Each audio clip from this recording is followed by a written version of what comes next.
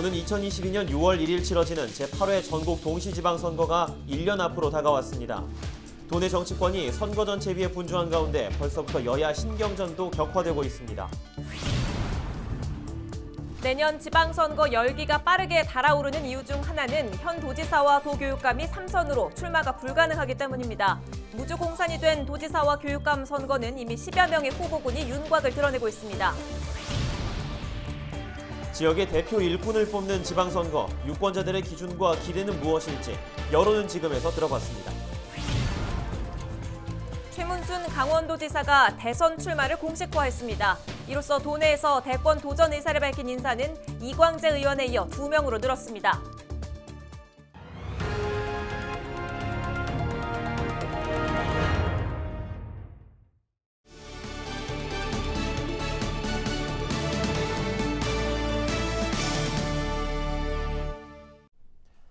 시청자 여러분 안녕하십니까? 헬로티비 강원 뉴스입니다.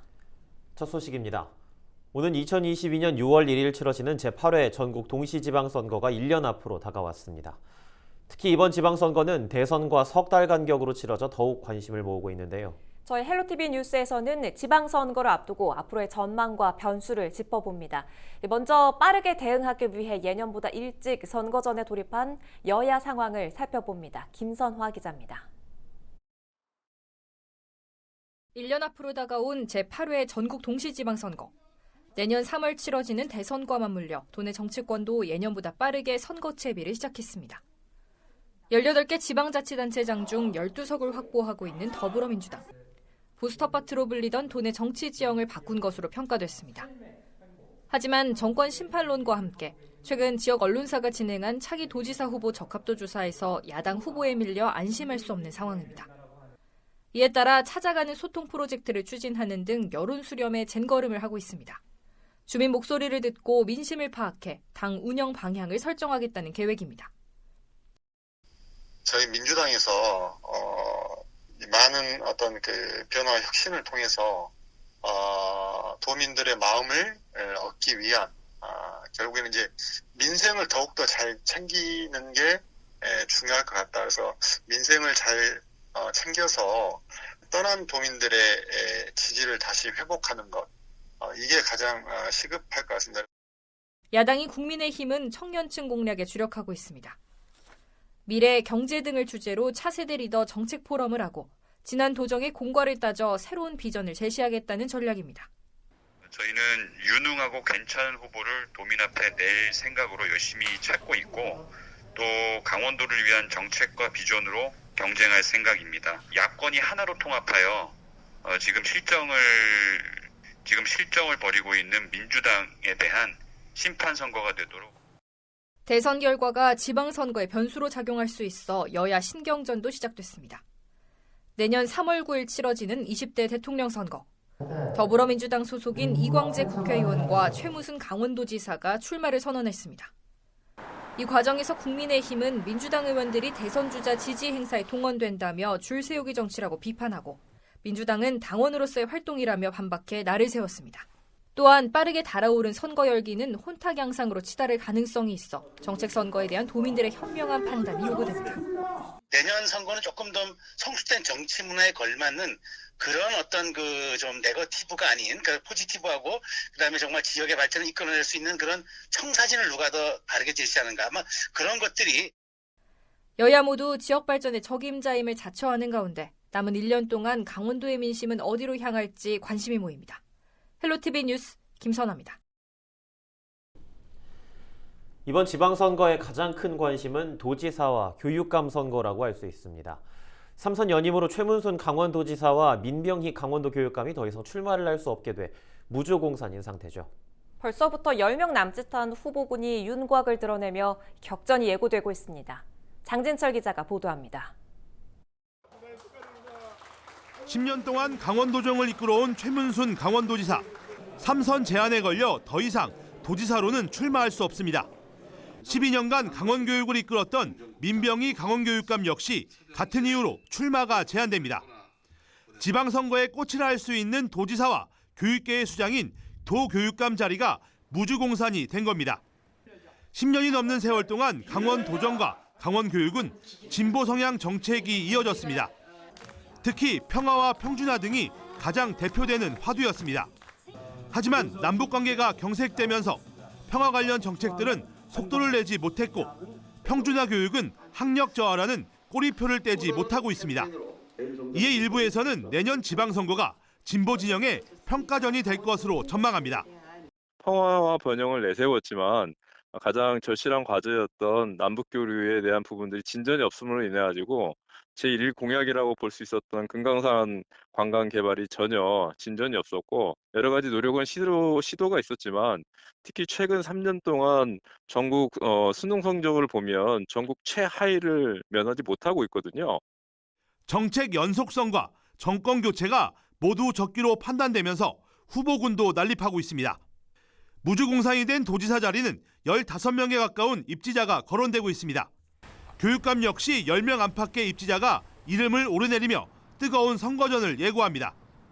여야도 정책 수립과 새 인물 확보 등을 통해 선거 체제에 속도를 내고 있어 내년 설을 전후해 각 진영의 후보자가 윤곽을 드러낼 전망입니다. 보수색이 짙은 강원도에서 10년 넘게 진보 성향의 도지사와 교육감을 선택한 강원도민들. 코로나19와 장기적인 경기 침체라는 변수 속에서 치러질 내년 지방선거에서 도민들은 어떤 선택을 할지 주목됩니다. 헬로티비 뉴스 장진철입니다.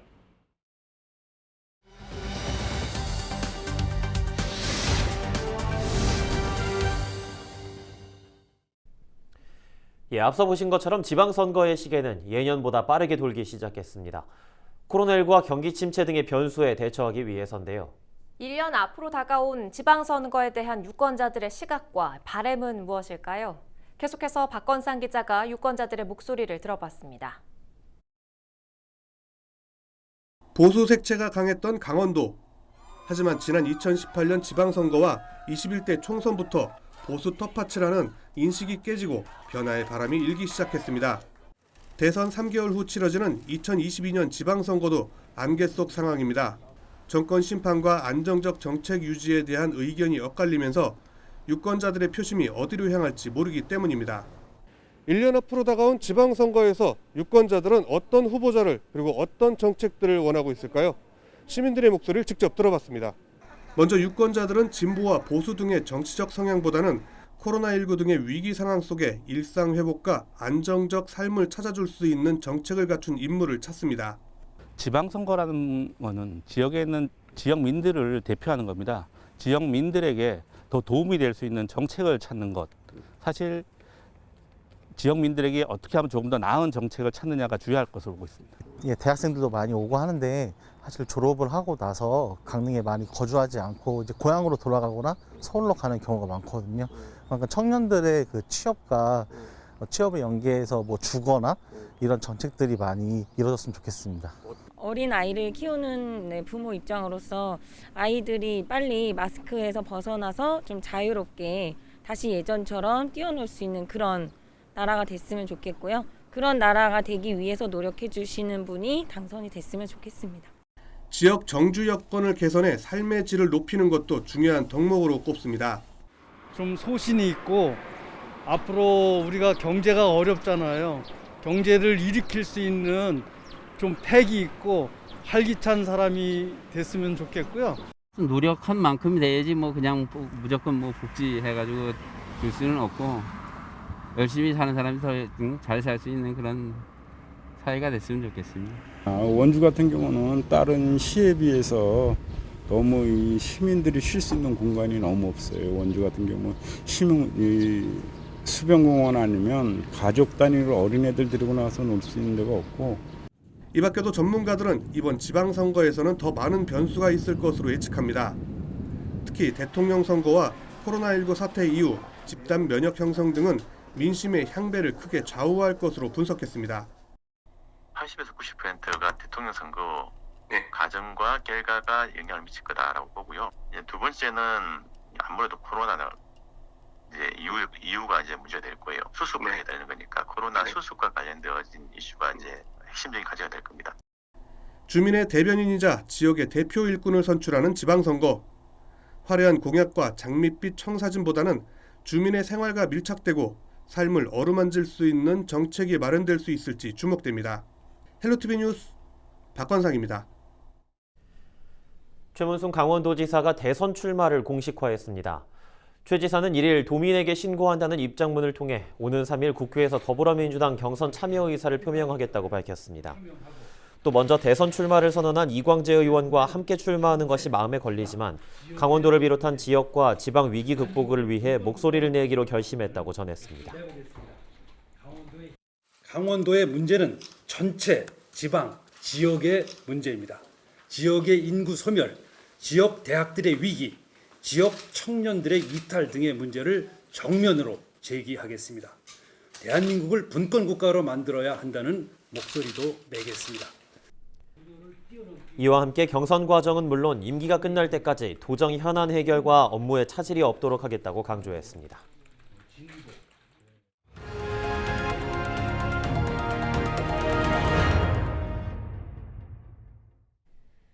부실 정화 의혹을 받아온 춘천 캠프페이지에 대한 민간 검증단의 조사 결과 기준치 이상의 토양과 지하수 오염이 확인됐습니다.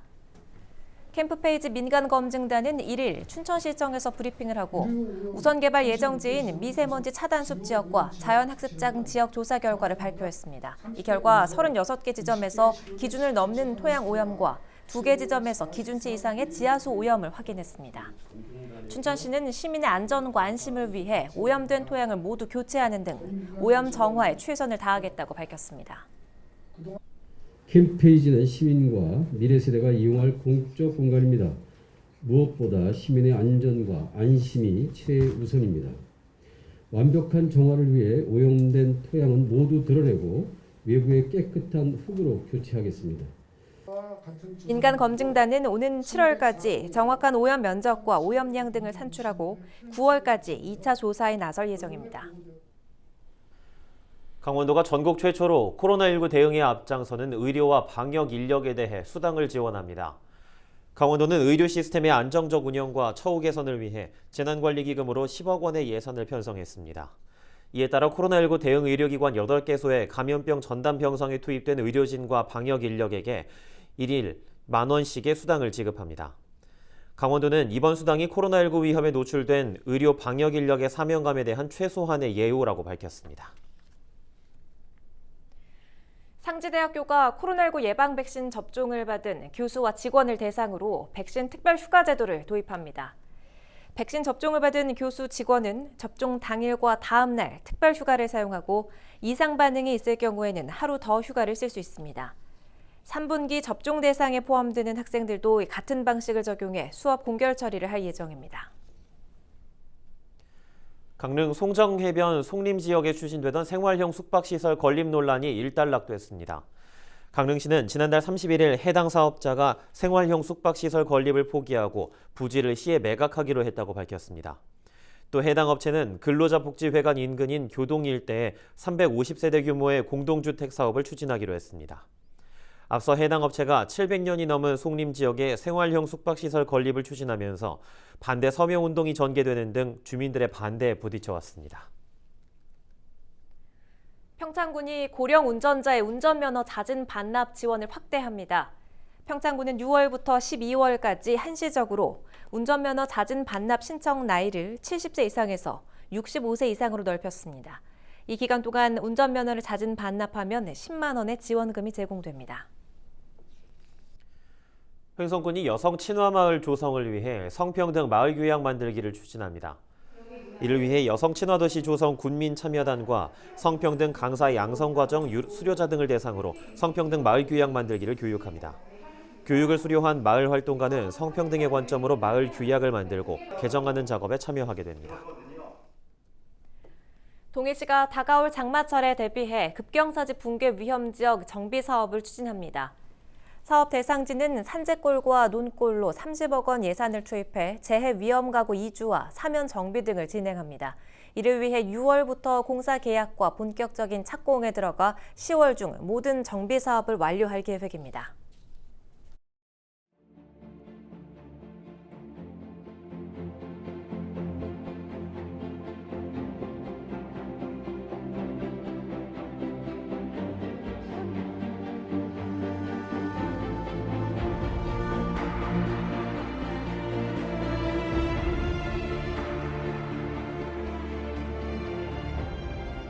작품을 통해서 오늘 이렇게 다시 돌아보니까 정말 역대 대통령 중에서 가장 청렴하셨던 분이다. 참 훌륭하신 분이 원주에서 태어났다. 이런 생각을 하니까 굉장히 원주 시민으로서 자긍심을 갖다가 느끼게 되는.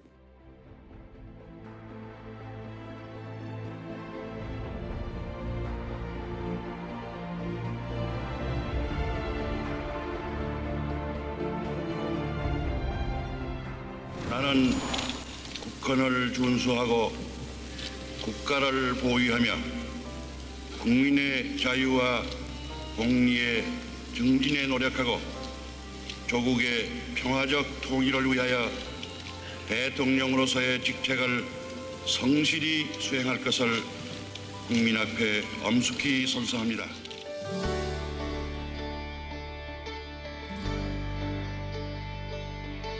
청렴과 선비 정신의 최고의 대통령을 평전도 쓰고 그리고 그거에 대한 교육 프로그램도 만들어서 오는 사람들한테 최고의 대통령은 제가 이렇게 사신 분이라는 걸 알리는 계기가 됐으면 좋겠어요.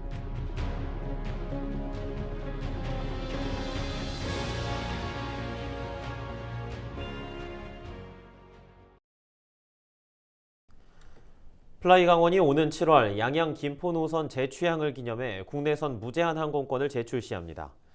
회원권 개념의 항공권은 구매 금액 내에서 구매자 본인뿐만 아니라 친구와 가족 등이 함께 사용할 수 있습니다.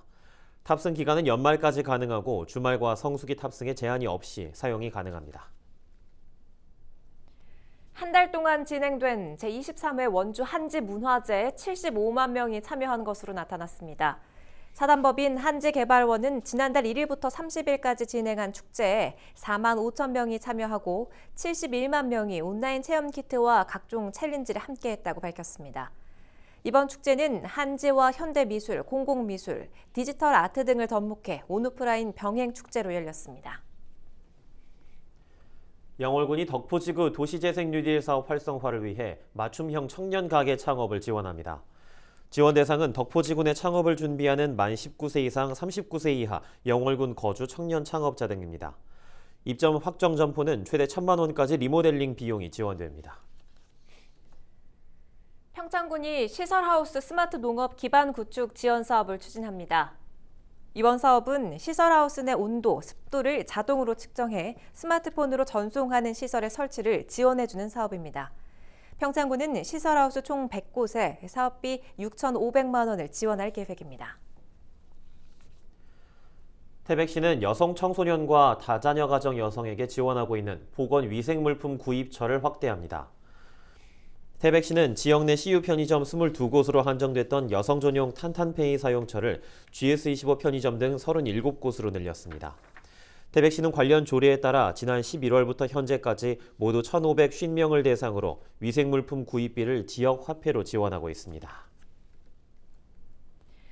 영월군이 6월 3일부터 국민안전보험 보장 금액을 5천만 원까지 확대합니다. 보장 금액 상향 항목은 익사, 화재, 농기계 사고입니다. 영월군은 지난해 7월부터 현재까지 국민안전보험을 통해 농기계 사고 4,500만 원, 화재 사고 4천만 원 등 보험금 9천여만 원을 지급했습니다.